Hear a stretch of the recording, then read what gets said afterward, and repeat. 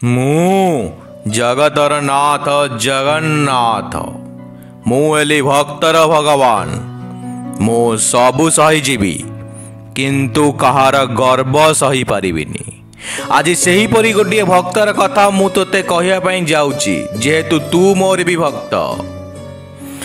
ସିଏ ମୋର ପରମ ଭକ୍ତ ଥିଲା, କିନ୍ତୁ ଦିନ ପରେ ଦିନେ ତା ଭିତରେ ଗର୍ବ ବଢ଼ିବାକୁ ଲାଗିଲା, ଯାହାର ଗର୍ବକୁ ମୁଁ ଖର୍ବ କରିଥିଲି। ଆଉ ଯେହେତୁ ତୁ ମୋର ଭକ୍ତ, ଶେଷରେ ମୁଁ ତୋ ପାଇଁ ବି ଗୋଟିଏ କଥା ଭାବିଛି, ମନ ଦେଇକି ଶୁଣ। ମୋର ଗୋଟିଏ ପରମ ଭକ୍ତ ଥିଲା। ଦିନ ପରେ ଦିନେ ତା ପାଖରେ ପଇସାର କୌଣସି ବି ଅଭାବ ରହିଲା ନାହିଁ। ପ୍ରଚୁର ଧନ ସମ୍ପତ୍ତି କମେଇଲା।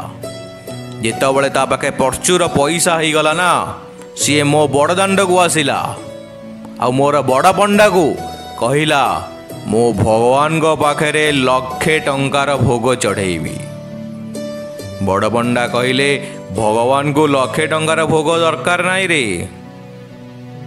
ତୁ ସାମାନ୍ୟ ଗୋଟିଏ ପାନ ଦେଇଦେଲେ ବି ଭଗବାନ ଖୁସି ହେଇଯିବେ।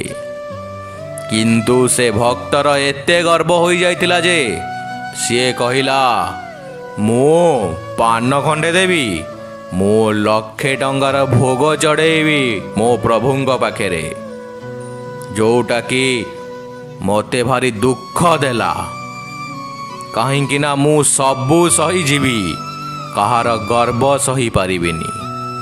ସେହିଦିନ ରାତିରେ ମୁଁ ବଡ଼ ପଣ୍ଡାଙ୍କୁ ସ୍ୱପ୍ନାଦେଶ କଲି, ଯା ତାକୁ କହିବୁ ମୋର କେବଳ ଗୋଟିଏ ମାତ୍ର ପାନ ଦରକାର, କିନ୍ତୁ ସେହି ପାନରେ ମରା ଯାଇଥିବା ଚୂନ ଗଜମୋତି ଚୂନ ହେଇଥିବା ଦରକାର।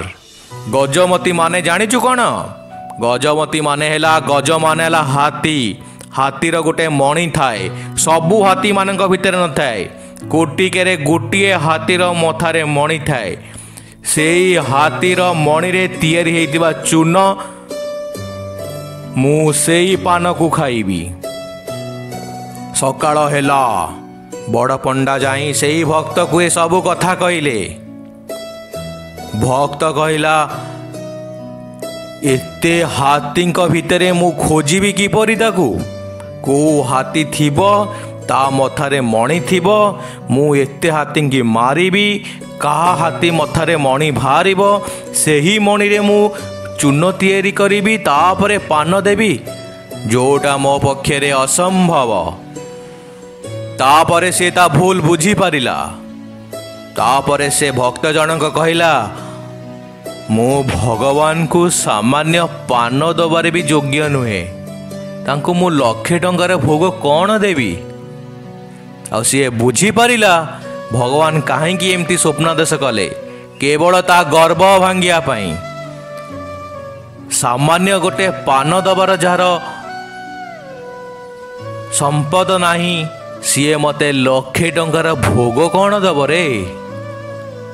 ଏହିପରି ଭାବରେ ମୁଁ ତା ଗର୍ବ ଅହଙ୍କାରକୁ ଖର୍ବ କରିଥିଲି। ଆଉ ଶୁଣ, ତୁ ମୋର ଭକ୍ତ, ମୁଁ ସବୁବେଳେ ତୋତେ ଦେଖୁଛି।